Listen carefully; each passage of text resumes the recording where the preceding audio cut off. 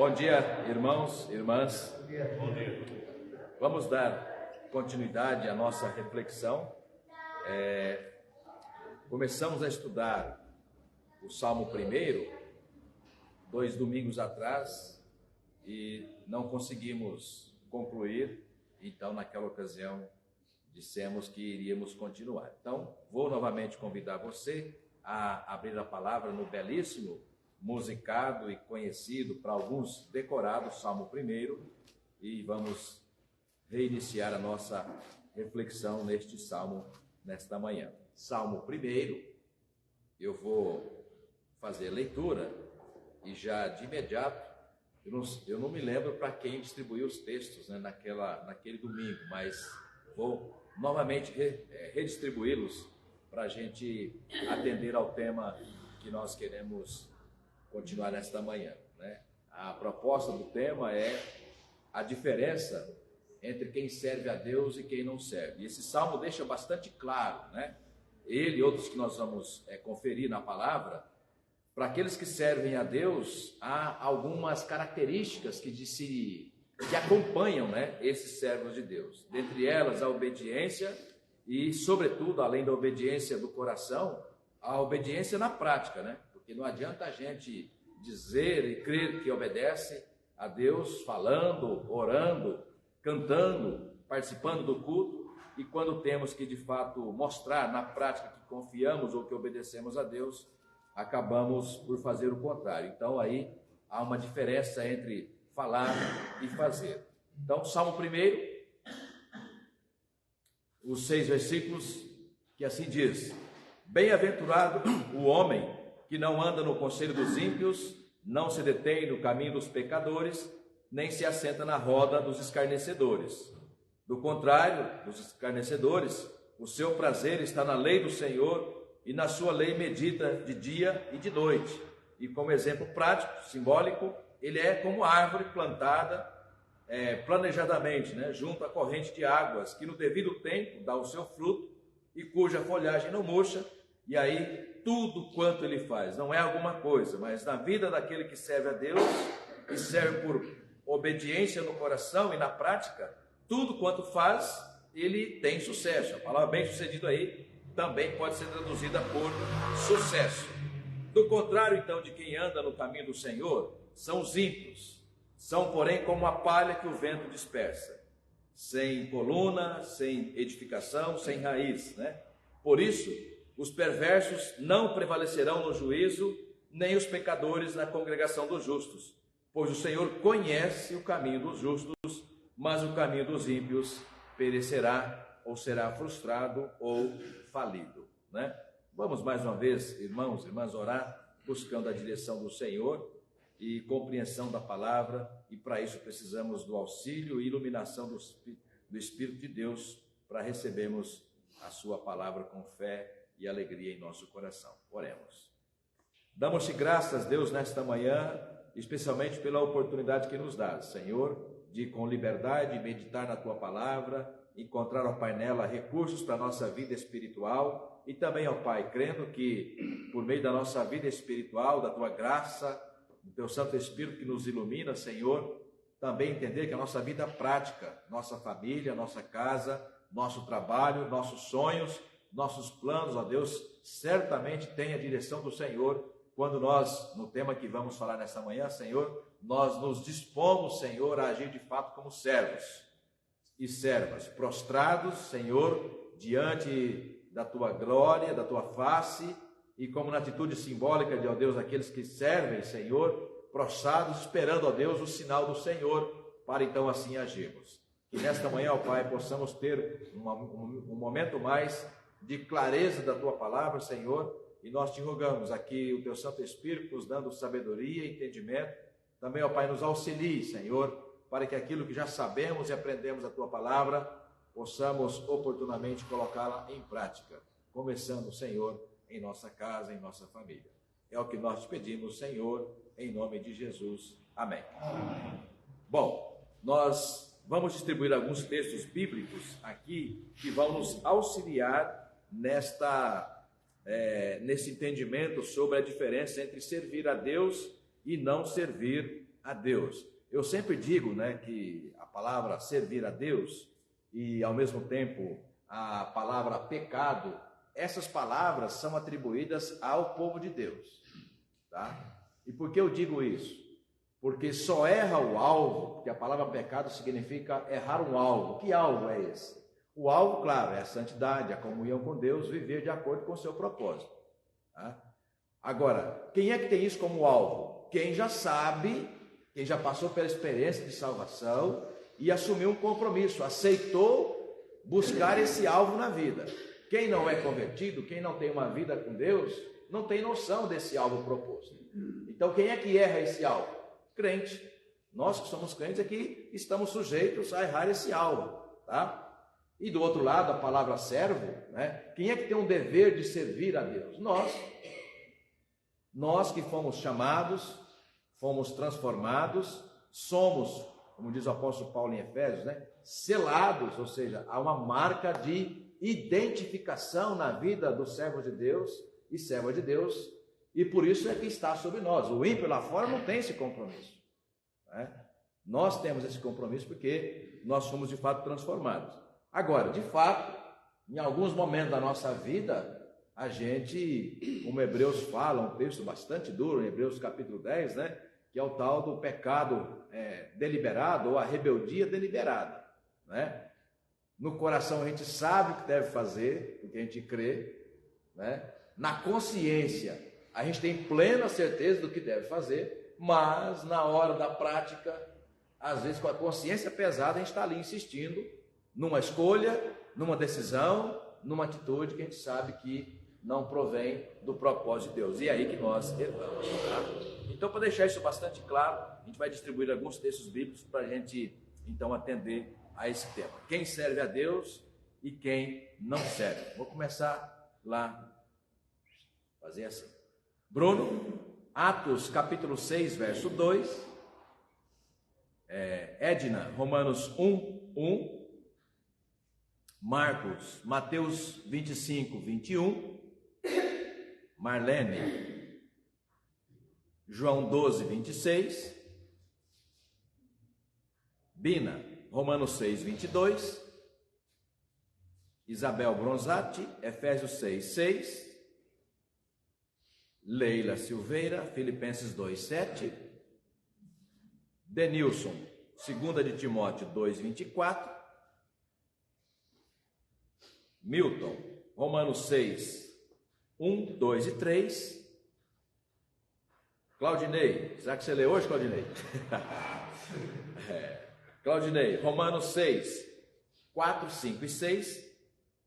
Helvig, Filipenses 3, 17 a 19.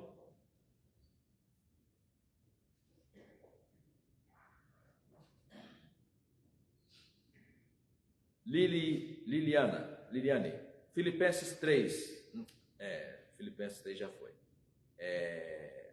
Mateus 7, 21 a 23. Juliane, 1 de João 3, 8 a 10. 1 de João 3, 8 a 10. Dona Débora, 1 Samuel 2, 25.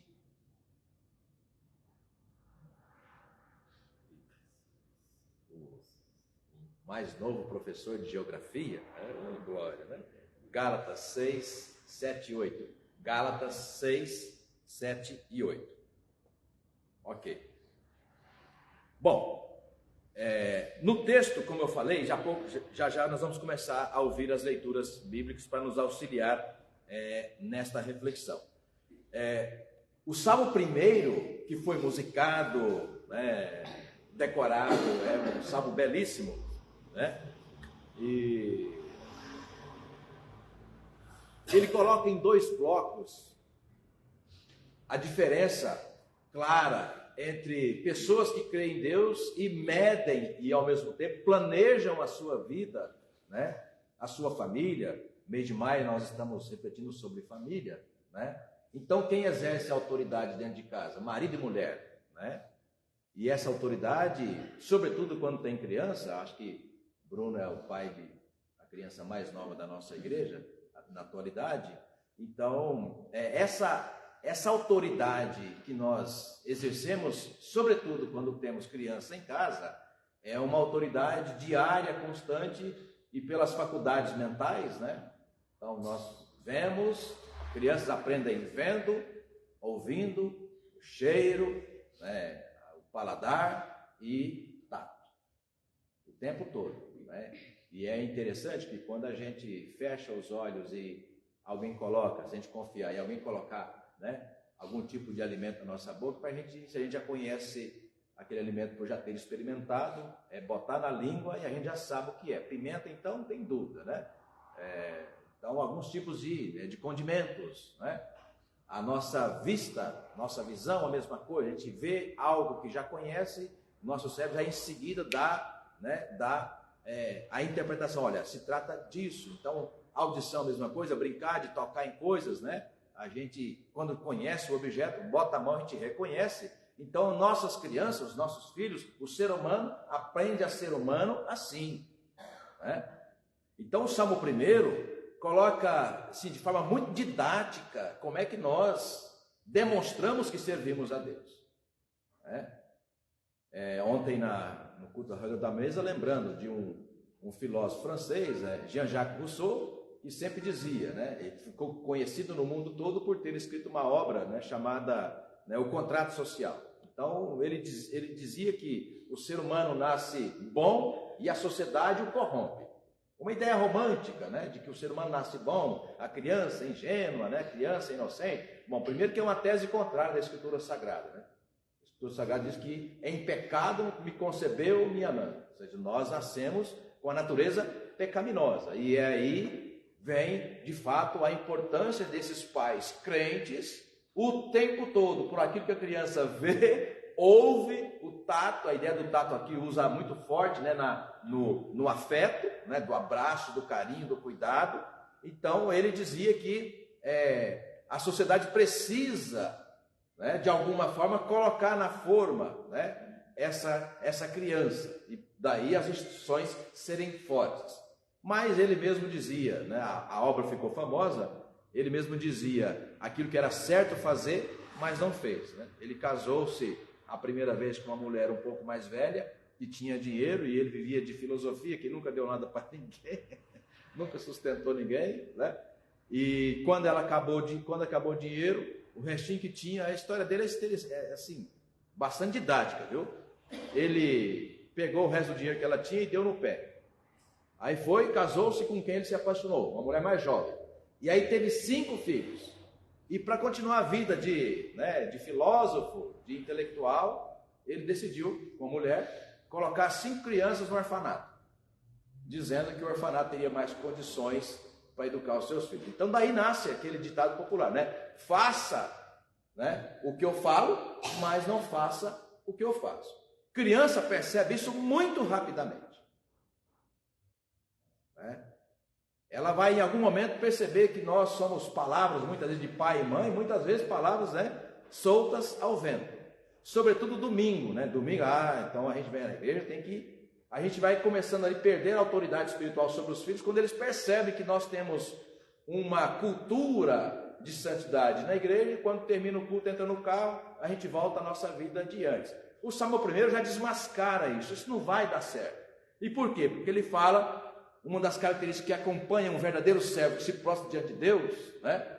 Não importa se está na igreja, no trabalho, na rua ou em casa, porque Deus está nele, por meio do Espírito Santo, o tempo todo. Não dá para a gente tirar Deus e falar, Senhor, fica de fora, porque agora eu vou tomar uma decisão que eu tenho certeza que o Senhor não gosta. Eu tenho certeza que eu vou contrariar o Senhor. Não, isso não é possível, né? Bom, então no Salmo 1 ele coloca bem-aventurado, a expressão bem-aventurado é ser bem-sucedido. Ou seja, vai dar certo. E por que vai dar certo? Por 2 coisas. Primeiro, a promessa de Deus, Bina. E segundo, né, vai dar certo porque você crê na promessa de Deus e faz ou segue a receita que ele está dizendo para seguir. Então aqui não é palavra de coaching, dizer, olha, porque, né, nós não nascemos para perder, nós nascemos para crescer, nós nascemos para conquistar. Não estou falando disso não, isso é bobagem, desculpa a expressão, mas isso é bobagem, né? O que é sério? É a gente crer que de fato Deus tem um propósito para nós, eu, homem, né, minha mulher, e do meu casamento com a minha mulher, os filhos, os sonhos que nós temos para casa, para a família, sonhos pessoais, sonhos para a nossa aposentadoria, sonhos para a gente quando tiver na idade do Helm, né, Helm? Mão gelada, não gostei daquela frase ali, mas mão gelada, estou mais perto da morte. Não, não está não, mão gelada porque está frio, né? Então aquela ideia de que a gente acha que dá para enganar Deus. Não, não dá para enganar Deus. Por quê? Porque ele está impregnado em nós, está colado em nós. Então ser bem sucedido é aquilo que a gente crê no coração, colocar como que numa agenda diária. Então ele coloca: bem-aventurado o homem que não anda no conselho dos ímpios, não se detém no caminho dos pecadores, e nem se assenta na roda dos escarnecedores. Então a palavra escarnecer aqui é zombar. Não, mas quem zomba a Deus é quem não tem compromisso com Deus. Engano nosso, se pensar assim.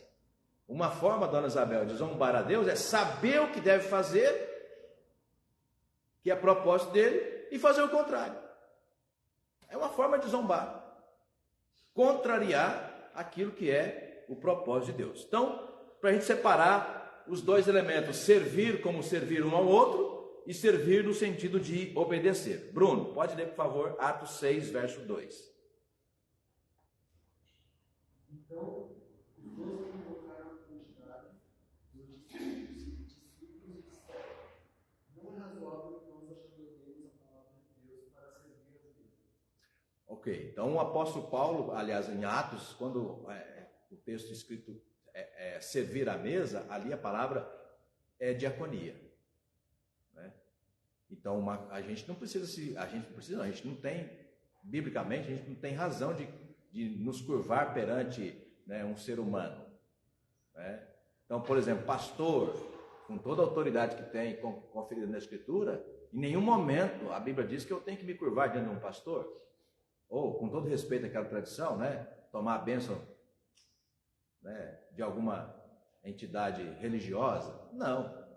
E aí a ideia de servir é servir no sentido de voluntarismo, de um coração misericordioso para ajudar quem está passando necessidade. Então vou servir levando uma cesta básica, vou servir levando ali uma troca de roupa, um calçado, remédio, enfim, vou servir na condição de um coração voluntário.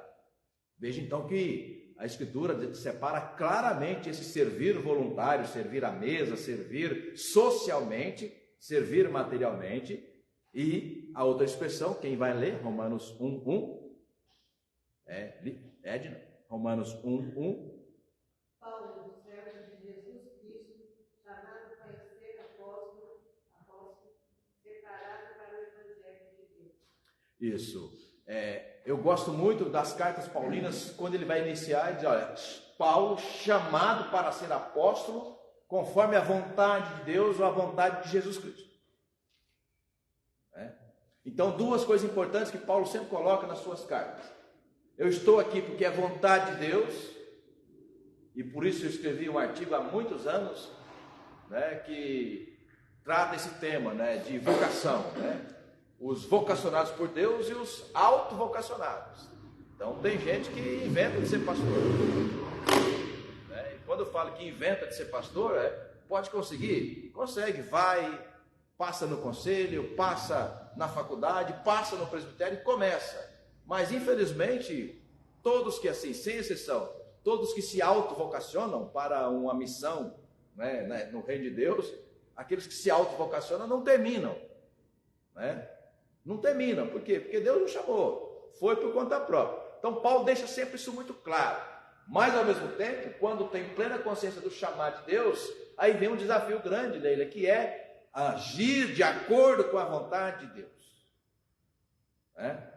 Então, na linguagem que o Paulo usa, a palavra doulos, que eu usei na semana retrasada, né? Então, doulos é traduzido literalmente do grego clássico, é escravo, né?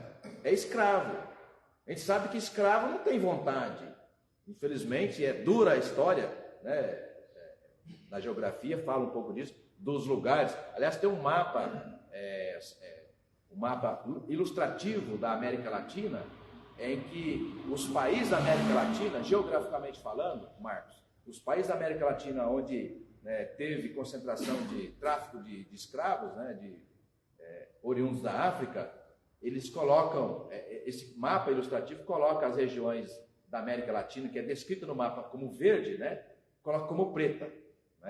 E assim é muito chocante. Eu vi isso numa exposição do Eusébio Eustáquio, que é um fotógrafo e também pintor mineiro, numa exposição dele o ano passado no Ipiranga. E assim, ele tem essa obra, onde os países da América, quase todos na verdade, então quando ele pega a América Latina, América Latina e a América do Norte, você vê ela, ao invés de verde no mapa, que tem muita região da Amazônia, região do verde mesmo, e onde ao invés de colocar o verde, ele colocou o preto. Ou seja, quase que pintou a América Latina, a América do Norte, a América Central inteira de preto, porque praticamente toda a América Latina experimentou essa tragédia na história humana, que é o tráfico por meio dos navios negreiros. Então, o escravo não tinha mesmo vontade, até porque durante quase 300 anos no Brasil, a teologia no Brasil, católico-romana, com todo respeito, mas historicamente é ela mesma, a teologia católico-romana, durante 300 anos, discutiu se o indígena e o preto tinham alma. Simples assim. Até 130 anos atrás, era proibido o indígena ser padre, um preto ser padre. Por quê? Porque a tradição da igreja acreditava que eles tinham uma capacidade intelectual mais comparada desculpa a expressão, gente, a animais instintivos do que o ser racional. Um padre bastante conhecido na América Latina, europeu, mas que viveu aqui durante algum tempo, vocês vão ouvir na história, lendo de repente sobre ele, aparecendo aqui e ali, Bartolomeu de las Casas. E ele discutiu muito e abandonou a vocação de padre, porque não acreditava que a igreja oficialmente reproduzia esse discurso, de que indígenas e pretos não tinham alma. E aí, ou seja, não tendo alma, você pode escravizar. Para não ter dor de para o branco não ter dor de consciência. Mas nós estamos sacrificando, ou escravizando um ser humano. Não são humanos, são pré-humanos. Não tem alma. Então você pode vender, você pode comercializar, você pode, como se diz, ter aquilo. Eles eram contados assim como a propriedade dos senhores. Então, o senhor tinha a sua riqueza validada aonde? Na terra, nos animais e nos escravos. É duro? É duro. É real? É real. 358 anos o Brasil fez isso. O Brasil só. 358 anos. E o que é interessante não é o tema aqui, só para dizer qual é a condição do escravo. A condição do escravo é fazer. É fazer. O tempo todo sob o risco de ir chicoteado, ser colocado lá na masmorra sem comida, e propriamente ser morto. Então Paulo usa uma palavra muito forte. E não é só Paulo, porque o Antigo Testamento judaico também usava a expressão que eu usei para vocês, Ebed, que era escravo. Por exemplo, na teologia judaica, a Bíblia suavizou um pouco, mas, por exemplo, Agar, a gente sabe que era escravo. Que era uma concubina de Abraão.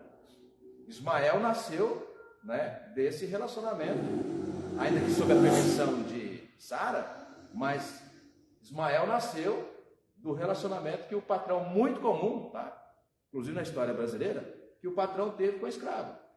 Nasceu Ismael. E que Deus falou, é assim? Não, não era assim. Porque na cabeça de Sara, não, ele não vai ter mais filho, então é melhor tentar com uma mais jovem, quem sabe, Então percebe? Então a palavra lá foi suavizada do hebraico, mas a palavra é Ebed, é escravo. Então, por que Paulo resgata, presbítero Denilson, essa palavra? Para dizer o seguinte, olha, a nossa relação com Deus, quando se trata com Deus, ou se trata de Deus, a nossa relação é de prostração. E por que isso é importante? Porque quando vier a tentação, a gente lembrar que a gente não tem vontade própria. Porque, irmãos e irmãs, a nossa vontade é contra Deus. Já li aqui tantas vezes um texto que vocês conhecem, né? O nosso coração é desesperadamente corrupto. Eu já brinquei falando sério, citando um caso material, né, de um pastor amigo meu no Paraná, em Maringá, numa pregação dele que eu ouvi o ano passado, ele dizendo: algumas coisas que eu quero fazer, sobretudo materialmente falando, né, eu nem consulto Deus. Quando é trocar de carro, ou comprar um MacBook, um notebook que custa aí 15 mil reais, um dos mais simples, 15 mil reais. Então ele quer fazer, né? E ele fala assim: olha, para algumas coisas materiais eu nem consulto Deus. Não é pecado, mas se eu for falar com Deus e ele falar não, como é que eu faço com a minha vontade? Ele foi muito sincero naquela pregação. Eu vou trocar de carro, né? Eu nem falo com Deus, porque se ele falar não, como é que eu faço com a minha vontade? Né? Então ele conhece o seu coração, nós conhecemos o nosso coração. Então, irmãos e irmãs, quando a Bíblia fala ebed ou doulos, ou seja, escravo, diante de Deus, ou a gente sabendo, ou a gente cumpre a vontade de Deus na nossa vida, ou então assume a vontade própria e aí espera o resultado. Então, por isso, Bruno, que o salmista coloca ali: bem-aventurado, serão bem-sucedidos os que tiverem plena consciência de que é assim. Saber a vontade de Deus e se curvar diante dessa vontade de Deus e esperar o resultado. Porque às vezes a gente sabe a vontade de Deus, mas faz contrariamente a ela e quer um resultado semelhante, como se a gente estivesse obedecendo a Deus. Não, a matemática ele não fecha, né? Então, confiar no Senhor, obedecê-lo na condição de não ter vontade própria, e quando diante de uma situação de escolha, de decisão, é ouvir a voz de Deus que fala no coração. E aí o coração não tem jeito, é o coração com consciência juntos, né? Ele está falando: não faça, não fale, não pense, para não insistir, né? E a gente a gente quer falar, a gente quer fazer, a gente quer continuar pensando. E pior, se depois faz, não dá para esperar um resultado bem sucedido se a gente contrariou a receita que Deus coloca. Ou seja, não dá para viver na condição de ímpio e querer ter as consequências de servo. Não dá. Próximo, Mateus 25, 21. Disse-lhe o Senhor: muito bem, servo bom e fiel. Fosse fiel no pouco, sobre o muito te colocarei. Entra no gozo do teu Senhor. Isso. Aí também é servo bom na ideia de servir ao outro. Passou aquele que tinha dificuldade, você foi lá e serviu. O contexto ali é de servir aos que são necessitados, né? É importante a gente dizer também que um coração de servo diante de Deus, servo prostrado, tem um coração também de servo diante daquele que passa necessidade. Às vezes essas duas palavras andam juntas. Nós nos curvamos perante Deus. É como, por exemplo, quando Deus toca o nosso coração, olha, faça, ajuda o outro, abençoa, auxilia, né? E a gente ouve isso. Deus coloca em nós uma vontade, mas às vezes fala: mas sabe, a gente arruma uma desculpa para não fazer ação social, né? Cuidado. Às vezes eles caminham juntos, né? Servir diaconalmente e servir obedientemente. Às vezes andam juntos, às vezes é só um, às vezes é só o outro. Às vezes um entrando em conflito com o outro, que é quando Deus manda a gente cuidar do outro e a gente, mesmo sabendo, sentindo no coração de fazer, a gente por alguma razão não faz. Próximo, João 12, 26. Se alguém disser, siga-me, e onde eu estou, ali estará também Deus serve. E se alguém me servir, o Pai o honrará. Aí aparece a expressão diaconia, né? Servir um ao outro, né? E quando nós servimos um ao outro, nós também devemos servir na perspectiva de que é um propósito de Deus para nossa vida. Bom, Romanos 6, 22, vamos ouvir. Numa sequência de textos que Paulo vai usar a expressão servir na condição de prostração diante de Deus, para que a gente possa de fato colher os resultados, as consequências de uma vida que é prostrada diante de Deus. Romanos 6, 22. Agora, porém, libertados do pecado, transformados em servos de Deus, o fruto que vocês colhem é para a satisfação. é um dos textos mais usados, que eu mais uso na faculdade de teologia, quando a gente está falando sobre a teologia da salvação. É a palavra que Paulo usa. Antes de sermos transformados, irmãos e irmãs, Paulo usa a palavra, nós éramos escravos, ele usa a palavra doulos. Nós éramos escravos do pecado. Então, escravo do pecado você pode prometer 1000 coisas boas, mas no final você não consegue fazer, porque a condição de escravo não tem vontade própria. Então Paulo diz, olha, antes de Cristo nós éramos dominados por nossa própria vontade, que é pecaminosa. Então a gente tocava a nossa vida de acordo com as nossas vontades, né? Aí ele diz, uma vez transformados, a palavra trans é aquele que vai além, e forma além da forma que nós tínhamos. Então, antes de Cristo nós tínhamos uma forma. Qual forma que era? Era a forma de uma vida pecaminosa. Mas em Cristo, aquela vida pecaminosa foi transformada. Então, uma nova forma. Então, em Cristo, nós somos uma nova criatura. Então, sendo uma nova criatura, nós temos novas atitudes. Então, ele usa a mesma raiz, palavra doulos, para dizer o seguinte, só que agora, nós não somos escravos do pecado. Numa tradução literal, a gente diria, agora nós somos escravos de Deus. Então, o que significa, Bina, apesar da palavra forte, escravos de Deus, significa que a nova criatura em Cristo não tem vontade própria, assim como o escravo não tinha vontade própria.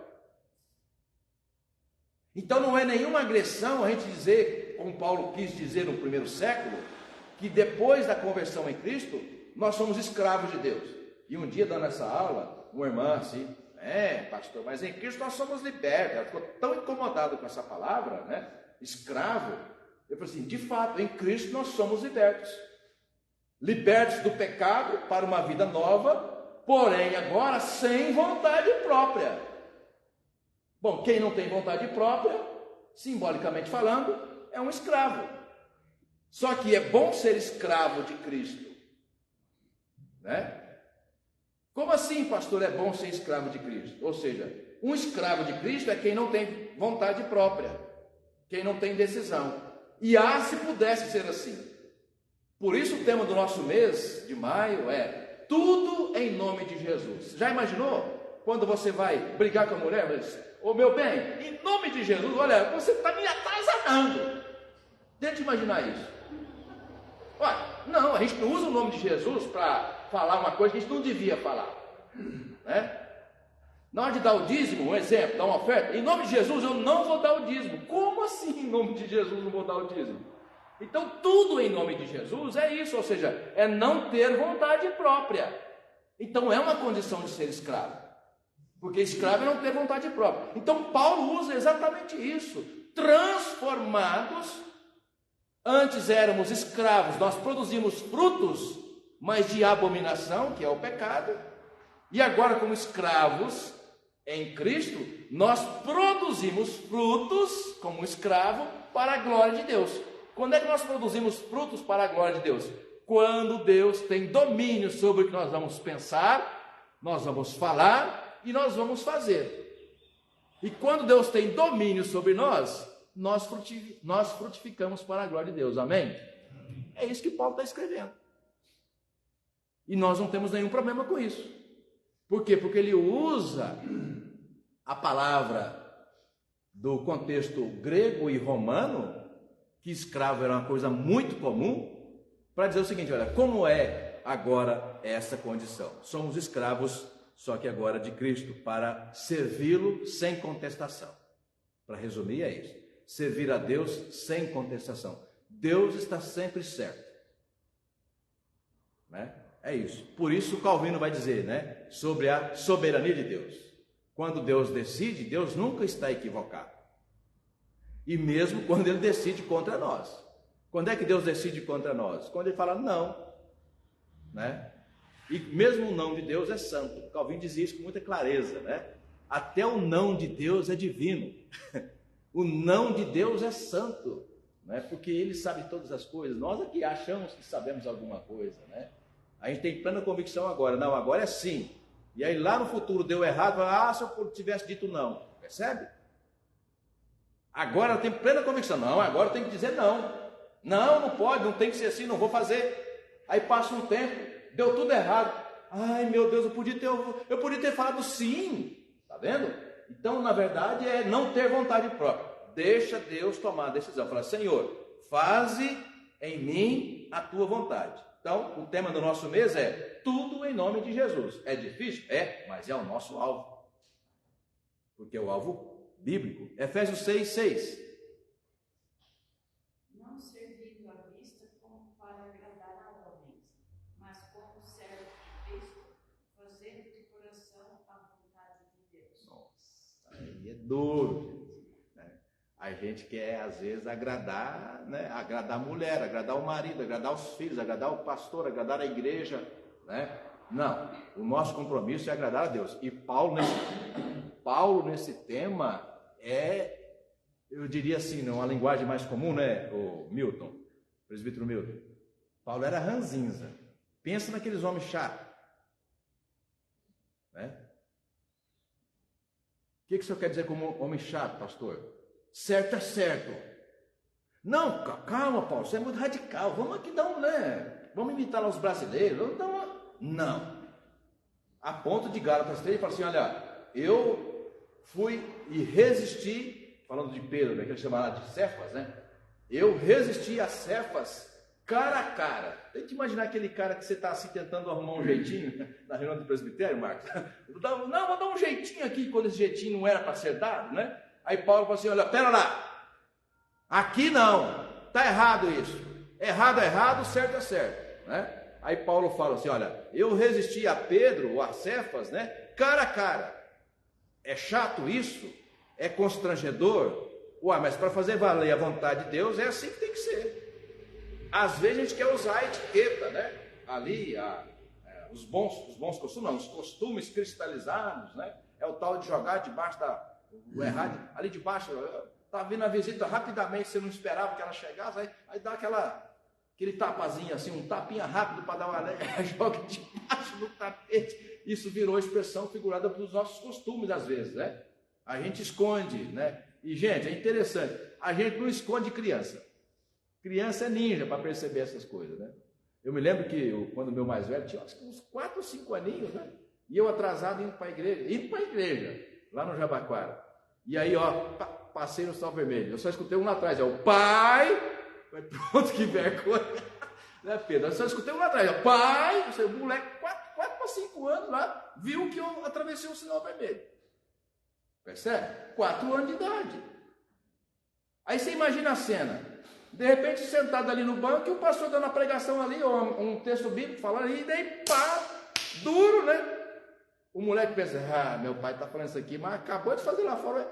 Então assim, gente, é dificílimo, ou faz ou não faz. E é o tempo todo. E criança que nem água, né? Que nem água, está em tudo que é lugar. Espalha, assim, de uma tal maneira, que está lá no quarto, você está aqui na cozinha conversando, daqui a pouco ele vai, o que, mãe? O que, pai? Ele lá no quarto escutou você falando aqui na cozinha. Né? E criança é assim. Né? Estamos formando, né, nessa condição. Eles ouvem, eles veem e eles já raciocinam. Né? Eles já raciocinam. Filipenses 2:7. Quem é? Pode ser o próximo.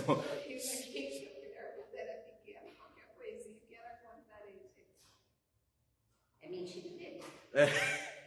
Eu não pode falar isso. Aí meu senhor falava, não pode falar assim, filho. É mentira dele. Fala, era assim, assado. Eu sou para de mascarar a coisa. Mentira. Mentira. Se é mentira dele, não fica falando de outra coisa, não é mentira.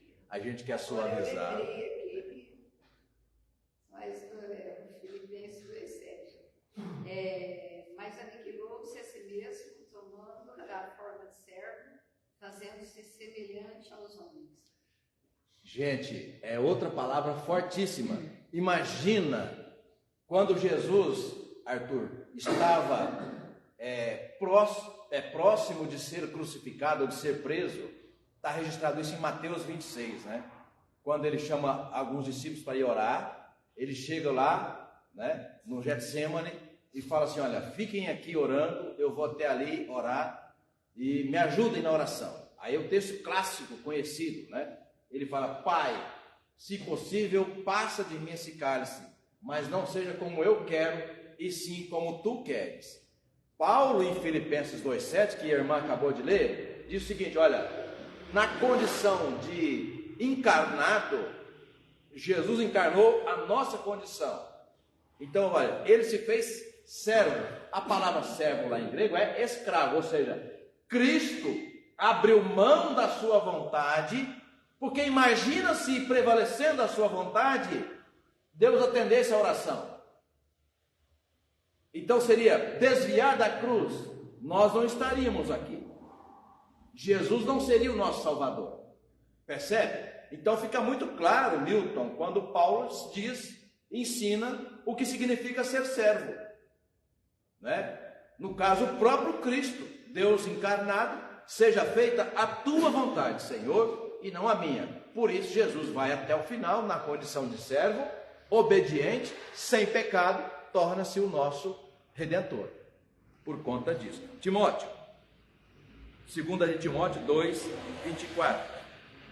Ora, é necessário que o servo do Senhor não viva a contender, e sim deve ser brando para com todos, apto para instruir, paciente. Pronto. É mais uma característica que Paulo usa, falando para Timóteo, que o servo do Senhor, ou seja, quem é escravo do Senhor, ou seja, quem é prostrado diante do Senhor, vai fazer a vontade dele. Então, vamos dar um exemplo. As virtudes que Cristo deixou sobre nós, para a gente colocar em serviço um do outro. Então, por exemplo, ser brando, ter paz.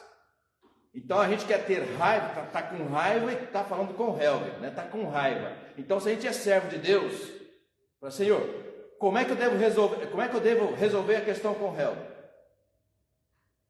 Senhor, o que eu devo falar para o Helber? Se eu estou com o meu coração cheio de raiva, se eu não consultar a Deus, o que eu vou fazer? Você já sabe o que eu vou fazer. Eu vou entrar na carne, eu vou pecar, eu vou me separar, eu vou ter problema com ele. Eu vou chegar na igreja, eu vou estar separado, não vou conversar com ele. Aí chega o dia da ceia, minha mãe diria, né? Tu é muito cara de pau, né? Tá de mal do irmão da igreja, vai tomar ceia. Minha mãe não tinha brinquedo, é o que você falou. Mentira é mentira, não tem? Faltou com a verdade. Vai faltar com a verdade é o quê? É mentir. É mentir. Aí você lembra: mas a Bíblia fala que o diabo é o pai da mentira. Não dá. Não tem meio termo. Esse negócio de falar faltou com a verdade. Faltou com a verdade é mentir. Se está mentindo, está a serviço de quem? Percebe? Então, quando Paulo fala isso, a gente ouvir a voz do Senhor, que é o dono da nossa vontade. Senhor, como é que eu devo responder nessa situação? Ele fala: perdoa. Perdoar, mas eu vou fazer papel de bobo. Ele fala: perdoa. Ama mais. Seja benigno. Ele fala, pacificador. Mas eu estou certo. Sim, por isso mesmo. Você está certo, você tem saúde emocional e espiritual para mostrar para o outro errado como é que você deve agir numa situação assim. Agora, se eu não ouço a vontade de Deus, o que eu faço? Eu respondo por mim mesmo. E se a minha vontade é brigar com ele ou aumentar a briga, eu vou fazer. Então, Paulo está explicando isso para Timóteo. Você vai ser modelo da comunidade, Timóteo. No procedimento, na palavra, no amor. Ser padrão. E para ser padrão, irmãos, não tem que ser o que eu penso, o que eu falo, né? Mas sim o que Deus quer que eu faça. Ou seja, o tempo todo, as nossas mãos, a nossa visão, né? A nossa boca, os nossos pés, as nossas mãos estarem a serviço do quê? Né? A serviço de um coração que é atento a ouvir o recado de Deus. Então imagina, né? Nosso tema, tudo em nome de Jesus. Então, uma palavra que eu não gostei, um olhar que a gente peca até com o olhar, né? Um olhar que eu não gostei, como é que eu devo reagir? Senhor, como é que eu devo reagir? Ele fala assim: faz exatamente o contrário. Dá um abraço nessa pessoa, abraça apertado e fala: eu te amo em nome de Jesus. Está perdoado. Joga no profundo abismo e nunca mais lembra. Aí a gente perdoa, mas coloca aqui, né? Guarda a cartinha aqui. Vai que, né? Eu preciso lá na frente, 10 anos depois você joga na cara aquilo que você perdoou 10 anos atrás. Mas como assim? Né? Não, perdoa, esquece, bota aquilo no fogo, né? e perdoar como Deus perdoa. Percebe? Próximo texto, Romanos 6, 1 ao 3. Acho que é o Milton, né? Que diremos, pois? Permaneceremos no pecado para que seja a graça mais abundante? De modo nenhum. Como viveremos ainda no pecado, nós que os que para ele morremos? Ou porventura ignorais que todos nós que fomos batizados em Cristo Jesus, fomos batizados na sua morte? 4, 5 e 6. Quem que é? Eu acho que é o Claudinei. Ei, Claudinei, vai ler, hein? Romanos 6, 4, 5 e 6. Fomos, pois, sepultados com ele na morte pelo batismo, para que, como Cristo foi ressuscitado dentre os mortos pela glória do Pai, assim também andemos nós em novidade de vida. Porque se fomos unidos com ele na semelhança de sua morte, certamente o seremos também na semelhança da sua ressurreição. Sabendo isto, que foi crucificado com ele o nosso velho homem, para que o corpo do pecado seja destruído, e não sirvamos o pecado como escravos. Isso, aí ele usa as duas palavras, não servir como escravo. Né? Ou seja, ele usa muitas palavras para dizer, em Cristo nós fomos sepultados. Né? Em Romanos ainda ele fala, anular o velho homem. Anular é não deixa ele falar, não deixa ele fazer. Se possível, não deixa ele nem pensar, que é o que nós somos, né, mestres em fazer. Então, o que é o velho homem? O velho homem é que nos mostra quem nós éramos. Ontem, na reunião do conselho, a Lília, a presbítera Lília, citou uma situação que é preocupante, né? Dessas igrejas que, em nosso tempo, usam muito o espaço da música e de sentimento para aflorar essa espiritualidade no coração, né, da comunidade, às vezes dos jovens também. E ela citou exemplos de jovens. Então, estando numa escola, numa determinada igreja, tem muitos daquela escola que frequentam, daquela igreja, ou daquelas igrejas, que frequentam a escola. E aí, pelo procedimento, ela chega e ela pega e fala, mas como assim? Se são da igreja, como é que podem viver assim? Como é que podem falar isso? E aí, na conclusão dela, né, é falta do quê? De um compromisso de estudar a palavra de Deus. Então, ou seja, a gente apenas, na espiritualidade de fé, a gente apenas estimular o nosso sentimento religioso, né, é como se a gente dissesse o seguinte, olha, o nosso coração precisa estar sempre em paz e alegria com Deus. Ok, mas aqui é onde o sentimento fica de lado, né? Vamos imaginar a ideia de paixão e amor, né? Paixão e amor. A paixão é a ideia do fogo, assim, que você não consegue raciocinar. A mãe fala assim, isso não é bom para você, esse partido é ruim, mas aí tá apaixonado. Aí o que faz, né? E aí não consegue pensar, né? O Jung, Carl Gustav Jung, psicanalista, ele chamou de, né, complexo de afetividade. Então, o complexo de afetividade é quando o nosso coração está tão embebecido de sentimento e a gente fica ali, né, de alguma forma, em defesa do coração, porque você está, né, apaixonado, está querendo muito fazer aquilo, então os sentimentos acabam, essa geração de emoção, acabam meio que anulando, bloqueando a nossa capacidade de raciocinar completamente. É isso que nós classificamos paixão e amor. Aliás, até existem hormônios diferentes. O hormônio do amor e o hormônio da paixão. Né? Bom, por que isso é importante? Porque é quando a gente passa para raciocinar, né, qual que é a vontade de Deus, para não ceder à tentação do sentimento. Porque às vezes o nosso sentimento vai dizer, não, pode fazer, está com vontade, né? Mas o cérebro diz, não faça porque é fria. Se fizer, então se prepare para o resultado. O resultado você já conhece, tá? Então aliás, em Jeremias 31 a 33, dizendo que a nova aliança era no coração, mas também aqui, na mente. Deus ia imprimir na mente para a gente saber de fato qual que é a vontade do Senhor. Filipenses 3, 17 a 19, Helvig. Irmãos, sede imitadores de Deus e observai os que andam segundo o modelo que tendes em nós.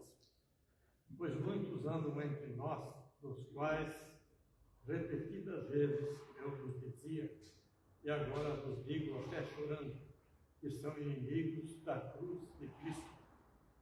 O destino deles é a perdição, o Deus deles é o ventre, e a glória deles está na sua infâmia, visto que só se preocupam com as coisas terrenas. Exatamente. Olha a linguagem que Paulo usa, né? Coisas terrenas é o nosso mundo, Leila. É o nosso octógono. Aqui a gente tem que sobreviver. Então, para sobreviver, lute, faça ali tudo que você puder fazer. Então, esse é o nosso mundo. Nós existimos aqui. Bom, quando nós somos transformados, há uma intervenção de um mundo que não é terreno, é o mundo celestial. Por isso a expressão bíblica é que o Espírito de Deus, Deus sopra sobre nós. Então, sobre é o que vem por cima, óbvio. Então, Deus da sua glória manda o seu Espírito. Aliás, Atos capta essa mensagem quando Jesus fala: por que vocês estão contemplando aquele que subiu, né? Mas recebereis poder ao descer sobre vós, quem? O Espírito Santo. Então a ideia de que o mundo celestial desce até os eleitos de Deus, soprando, selando, habitando o Espírito Santo, exatamente para nos mediar nesse mundo terreno. Então Paulo diz, olha, quando alguém que é batizado, alguém que é professo, alguém que se diz cristão, entendeu? Age apenas numa atitude desvinculada de uma vida celestial, de um compromisso com Deus, ele está se tornando inimigo da cruz de Cristo. O que Paulo quis dizer com isso, dona Maria? Ora, Cristo morreu exatamente para que a gente anulasse esse desvinculamento entre a vida celestial e a vida terrena. Foi para isso que Cristo morreu. Tanto que Mateus fala, o véu que separava, Cristo rasgou. Não tem mais separação, não tem mais desvinculamento. Há um vínculo agora. Que vínculo é esse? O vínculo de um Deus que desce até nós, em Cristo, no Espírito, para que a gente tenha comunhão. Nós na terra, em comunhão com Deus nos céus, por meio do Espírito Santo. É isso que Paulo coloca. Quando a gente age apenas pelo velho homem, é como se nós tivéssemos quebrado essa relação com o nosso Deus. Tipo assim, quando num determinado cômodo da casa, sei lá, de repente está no subsolo, ou em algum lugar da casa que é muito grande, e o aparelho de Wi-Fi, né, Pedro? Não sei se na sua casa acontece isso, lá em casa acontece, não que a casa é grande, mas não sei que eu já troquei 2 vezes lá de modem e não resolve. A hora que você está lá no quarto ou na cozinha, você está ouvindo a pregação do pastor Adilson lá e o YouTube daqui a pouco fica lixida. Ou seja, é como se o sinal do Wi-Fi não chegou onde você está, né? Bom, irmão, sem chance. A conexão com Deus é padrão celestial. Não vai cair a conexão. Não vai cair. Eu falo, a hora que um crente peca, ninguém descobriu ainda. Apenas uma pessoa, aliás, quando a gente peca, apenas 3 pessoas descobrem. 4, na verdade, né? Você e mais quem? Pai, Filho e Espírito Santo. Não tem segredo, né? Aliás, ontem alguém leu esse texto lá no culto ao redor da mesa, né? Que nada fica oculto diante de Deus. Não fica, né? Diante de Deus não fica. Então a gente sabe. E sabe por quê? Porque ele fala, eu te falei, eu te avisei. Agora, se prepara. Dá tempo para mudar? Dá. E se não mudar? Bom, então se prepara que a conta, o boleto vai chegar. E chega, gente. O boleto sempre chega. Vamos terminando? Pastor, pode falar. O velho homem tem que matar ele sempre, né? Todo santo dia. Sempre ressuscitando. O tempo todo. O tempo todo. Né? E por isso que E a palavra de Deus fala perseverar até o fim, né? Ou seja, não adianta perseverar 30 anos, depois não, já deu, já tem, como se fosse fundo de garantia, né? Ou como se fosse INSS, tempo de serviço. Agora eu já tenho tempo para aposentar, então não vou trabalhar mais, mas vou receber até eu morrer. Não, a nossa vida com Deus não é assim. Você cumpriu 30 anos, né, Liliane? Foi 30 anos crente, um bom crente. Então agora para frente eu vou curtir, vou fazer tudo que eu quiser, porque já está garantido. Não é aposentadoria. Nossa vida com Deus não é aposentadoria. Você trabalhou 30 anos, já tem tempo, e agora você está garantido até o final. Não é assim, é até o final mesmo. Perseverança lá em Apocalipse é aquele que perseverar até o final. Né? Ainda bem que a aposentadoria não é assim, né? Trabalhar até o final, aí não é aposentadoria, né? Agora a vida com Deus não tem aposentadoria, é até o final, tá? Vamos terminando? Falta Mateus 7, 21, 23. Quem é? Lili. Senhor, Senhor, lhe dará o reino dos céus, mas aquele que faz a vontade do meu Pai que está nos céus. Muitos naquele dia hão de dizer: Senhor, Senhor, porventura não temos nós profetizado em teu nome, e em teu nome não expelimos demônio, e em teu nome não fizemos milagres? Então lhes direi explicitamente: nunca vos conheci, apartai-vos de mim, os que praticai a iniquidade. Sabe que esse texto, ele é muito forte para mim, que eu lembro da minha mãe. A minha mãe usava esse texto, Lili, para falar para os filhos dela, né? Geralmente quando estava naquela fase difícil ali, de 18 para 20 anos, né? E aí ia na igreja, domingo, santo, crente, né? Aí durante a semana fazia umas coisas lá que, e ela assim, ó, vem cá. Nossa, a memória é afetiva, né? Eu lembro dela sentada naquela mesa lá, uma mesa que tem 70 anos, está na casa ainda lá, que era a mesa que meu avô construiu para minha mãe quando ela casou. Eu tenho uma relação afetiva com aquela mesa. Até no dia eu quero ainda buscá-la, aquela mesa lá, que ela já me doou a mesa, mas como é que busca, né? Uma mesa de madeira daquela feita com prego, né? Mas é madeira de lei, antiga. Enfim, sentada naquela mesa de manhã, no café da manhã, né? E ela lia esse texto aqui, para corrigir aquilo que tinha acontecido na semana passada. Vocês vão para a igreja, na escola dominical, vão no culto à noite e gostam, mas o que adianta? Né? Durante a semana fazendo coisa que eu já falei para vocês não fazerem. Então ela dizia nessa linguagem que, olha, não adianta você falar que é de Jesus, você ir na igreja, você cantar e tudo mais, fazer oração, mas no dia a dia você não demonstra isso. Né? Então eu falei, muitos naquele dia, que dia? No juízo final. Vão dizer, mas Senhor, eu fui o melhor aluno da escola dominical, nunca faltei. Gincana bíblica, ganhava todas, né? Acampamento, não faltava um. Não, mas você não fazia isso aí para mim. Você fazia por conta do seu próprio status religioso. Você fazia por interesse, por algum tipo de interesse, né? Agora, quer andar comigo, a condição é doulos, é servo. Ou é do meu jeito, né? É duro, né? Sabe aquele? Ou é do meu jeito, ou então não vai ser. Quer do meu jeito? Quer? Bom, então vem cá. É aqui, ó. Né? É assim que o salmista fala, né? Na sua lei medita de dia e de noite, ou seja, o tempo todo, né? Porque de dia e de noite significa segunda, terça, quarta, quinta, sexta, sábado e domingo. Todos os dias tem dia e noite, não é só domingo. Então, na sua lei medita dia e noite. Não fala sábado, que é o dia do descanso, né? Olha, na sua lei todo sábado vai na sinagoga, todo sábado vai no templo. Não, na sua lei medita de dia e de noite. João, 1 João, quem é? Juliano, 1 João 3, 8 a 10. Aquele que pratica o pecado procede do diabo, porque o diabo vive pecando desde o princípio. Para isso se manifestou o Filho de Deus, para destruir as obras do diabo. Todo aquele que é nascido de Deus não vive na prática de pecado, pois o que permanece nele é a divina semente. Ora, esse não pode viver pecando, porque é nascido de Deus. Nisto são manifestos os filhos de Deus e os filhos do diabo.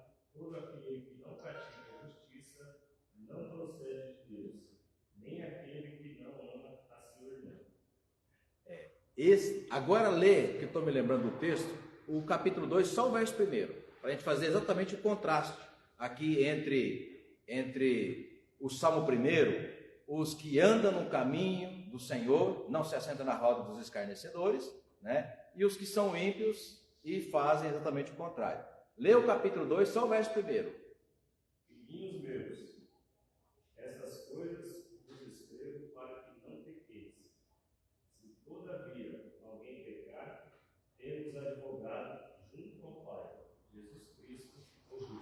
Ok, então ele fala de modo bem carinhoso. Ô meus filhinhos, é o pai e a mãe, dona Débora, ensinando os filhos. Ô meus filhinhos, vem cá, mamãe ama tanto vocês, mas não faça isso. Não faça isso. Porque se fizer isso, pode acontecer isso, isso, isso, isso. Então é um adolescente, é um pré-adolescente, é uma criança. A gente tem um modo próprio de educar, porque ainda é criança, não tem ainda noção completa do resultado de uma vida madura. Ok? Então a gente ensina assim, filhinhos, olha, eu vos escrevo para que não pequeis. Porque, olha, se porventura pecares, nós temos advogado junto ao Pai, Jesus Cristo, e Ele intercede por nós. Capítulo 2. Aliás, capítulo 1 ele fala a mesma coisa, né? Se confessarmos os nossos pecados, Ele é fiel e justo para nos perdoar os pecados. Ok, está lá, primeira mensagem, capítulo 1, de 5 a 9. Ok, capítulo 2 ele fala, filhinhos, desse jeitinho romântico, carinhoso. Quando chega no capítulo 3, ele está falando para a gente adulta. Há uma diferença entre pecar fortuitamente, no momento de deslize, uma pisada de bola, e quando a gente peca, a gente sabe que o fez. Ok? Essa condição está claramente colocada. Olha, caso aconteça, você vai se arrepender porque você não tem prazer no pecado, ainda que acabou pecando. Então o coração fica pesado, o Espírito Santo te incomoda, você vai, dobra o joelho, confessa e pede perdão, sente paz no coração. Ok, isso está garantido na Escritura. No capítulo 3 ele fala o seguinte, olha, quem vive na prática do pecado, ele coloca uma diferença. Viver na prática do pecado é não ter essa consciência de que você pecou. Se não tem a consciência de que pecou, não é convertido. Se não é convertido, o nome não está na lista. E se morrer, vai para onde? Qual é o resultado? Bom, então se é convertido, o nome está na lista, e estando o nome na lista, é selado no Espírito, e quando peca, tem consciência de que pecou, e o coração fica arrependido, vai e confessa. Então no capítulo 3, do 8 ao 10, ele fala, não tem jeito para quem vive na prática do pecado. Quem vive na prática do pecado é o quê? É duro, gente, mas está escrito lá, ele fala, é filho do diabo. É duro demais esse texto. Por quê? Porque ele é semelhante, Bruno, ao que o salmista colocou há tanto tempo, mesmo antes desse texto aí. Ele falou assim, olha, há uma clara diferença entre quem serve a Deus, e por isso é conhecido, porque a prática, as atitudes de quem serve a Deus são características de quem serve a Deus, e quem não serve a Deus, que ele chama de ímpios, escarnecedor, gente que zomba de Deus, gente que não tem comunhão com Deus, gente que não tem compromisso com Deus. Então ele separa como de dois grupos. Então claramente há diferença entre quem serve a Deus e quem não serve a Deus.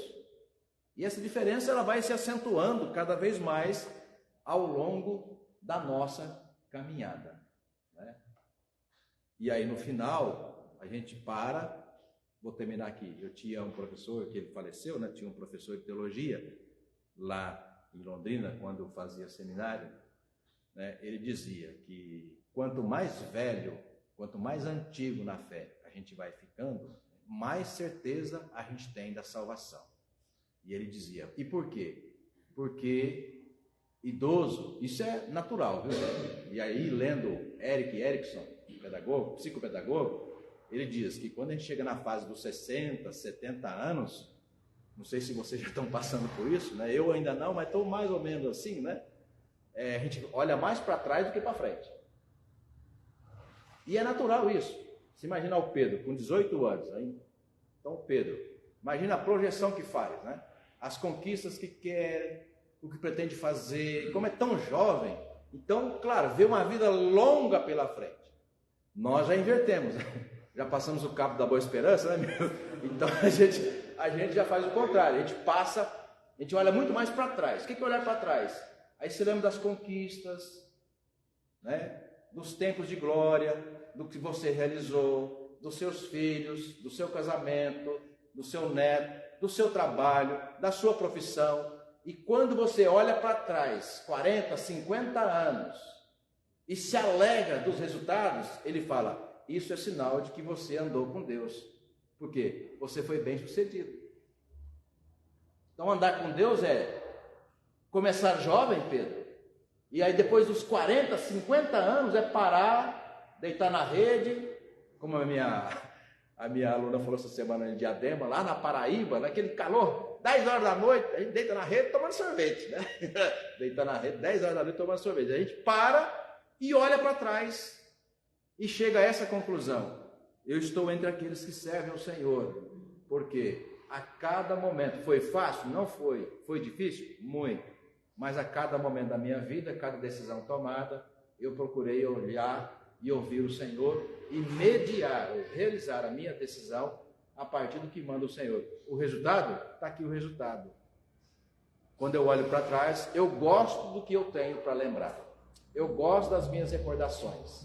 Isso é o quê? Isso é sinal do cuidado de Deus. O cuidado e, ao mesmo tempo, das escolhas que você fez. O contrário é verdadeiro, né? Infelizmente. O contrário é verdadeiro. A gente olha para trás, né?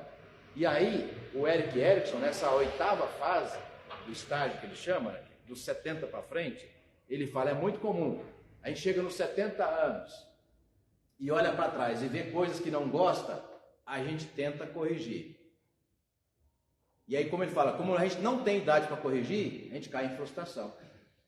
É pesada, a leitura do Erik Erikson é pesada. Ele fala, quando a gente chega aos 70 anos e a olhar para trás, viu coisas que o resultado você não gosta, a tendência da gente é tentar consertar. Mas aos 70 anos, poucas coisas você vai consertar. Você não tem mais saúde, não tem mais recurso, não tem mais condições. Então é pedir misericórdia de Deus, falar, Senhor, né? E não empurrar isso para frente, porque vai continuar ruim, né? Mas, como diz o caipira, o que está feito, está feito, né? O que está feito, está feito.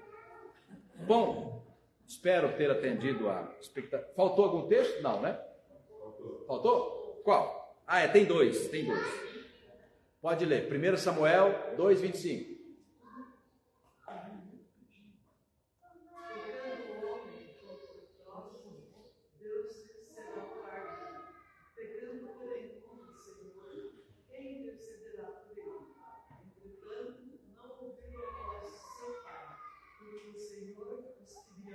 Esse texto foi lido ontem. Pecando a gente contra o próximo, né? Então, por exemplo, você ficar devendo para alguém e não pagar, o máximo que pode acontecer é o seu nome ir para o Serasa, né? Agora, contra Deus não tem jeito. Deus não usa Serasa. Né? Deus não condição, olha, ou você é servo fiel e entrar na glória do Senhor, ou não. Então, é isso que ele coloca ali. Ó. Pecando contra o homem, dá para consertar muita coisa. Mas com Deus, não tem jeito. Se fizer isso até o final, a hora que chegar ao final, não vai dar para... Por isso que eu gosto da expressão lá do texto de Lucas, quando ele fala o ladrão da cruz, né? Uma vida toda errada chegou na crucificação. Mas ali na crucificação, tendo a oportunidade de falar, Senhor, né, lembra de mim quando estiveres no paraíso. Nós estamos aqui porque os nossos atos nos trouxeram para cá. Mas eu não tenho que continuar desse jeito até o final. Então, na última hora, ele vê a oportunidade. Senhor, tem de misericórdia. Lembra de mim quando estiver no paraíso. Qual foi a resposta? Hoje mesmo estarás comigo no paraíso. Tá? Então, não dá para consertar? Não conserta. Tem coisa que não se conserta mais. Mas olha, não leve isso para o túmulo. Senhor, me perdoa. Eu reconheço que fiz errado. Tem misericórdia, Senhor. Limpa isso no meu coração, porque eu quero entrar na tua glória. Né? Eu quero entrar na tua glória. Porque se entrar na glória de Deus é porque entrou em paz, em comunhão com o Senhor. E o último texto, Gálatas 6, 7, 8. Não vos enganeis, de Deus não se zomba, pois aquilo que o homem semear, isso também se fará. Porque o que semeia para a sua própria carne, da carne colherá corrupção, mas o que semeia ao Espírito, do Espírito colherá vida eterna. Ontem o pastor amigo meu, pastor lá em Porto Feliz, ô Roberto Mauro, se estiver ouvindo aí, ele plantou no quintal da casa pastoral, ele plantou uma hortinha, né? Aí ontem ele me mandou foto, pensa numa coisa linda, né? E o que eu acho interessante é que ele usa tudo aquilo daquele pacotinho mesmo, que você vai lá às vezes no mercado comprar, na mercearia, aqueles pacotinhos de sementes, né? E ele faz a horta usando aqueles pacotinhos. Aí ele me mandou foto ontem de alface, couve e berinjela. Pensa numas coisas lindas, né? Bom, então tá bom, você comprou 3 pacotinhos de semente, dona Isabel. alface, couve e berinjela, certo? Aliás, essa semana eu tirei foto lá na casa da... Tem uma hortinha ali, a dona Eledi plantou a hortinha lá, né? Tá levantando uma coisa bonita lá, né? Cebolinha, couve. Então ele me mandou frota de 3 tipos de alimentos. A couve, a alface e a berinjela. Então é o seguinte, se ele comprou couve, alface e berinjela, ok, plantou, nasceu. Agora, não dá para esperar cenoura. Óbvio, você não plantou cenoura. Então, olha há quanto tempo o texto foi escrito. Olha, de Deus não se zomba. Ou seja, você pode zombar do Adilson, do Pedro, da Maria, né? De Deus não. O que você faz, você colhe. Você pode escolher o que você vai fazer. Mas depois que você escolheu e fez, o resultado vai vir. Então, você plantou berinjela, vai colher berinjela. Então, nós escolhemos andar de acordo com o que fazem os ímpios, então você não vai ser bem-sucedido. Porque falar, ser bem-sucedido é um privilégio, é uma característica de quem é o quê? Servo de Deus. Quem medita na lei dia e noite. Quem anda em comunhão com o Pai e se submete à vontade do Senhor. Amém? Oremos. Damos-te graças, Senhor, por esse tempo precioso que passamos na Tua presença. Obrigado, ó Pai, pela clareza da Tua palavra. E obrigado, ó Pai, pelo Teu Santo Espírito que ilumina o nosso coração, nos dando entendimento. Permita, Senhor, que a cada momento da nossa vida possamos medir a nossa vida e pautar a nossa vida de acordo com a Tua palavra que temos aprendido.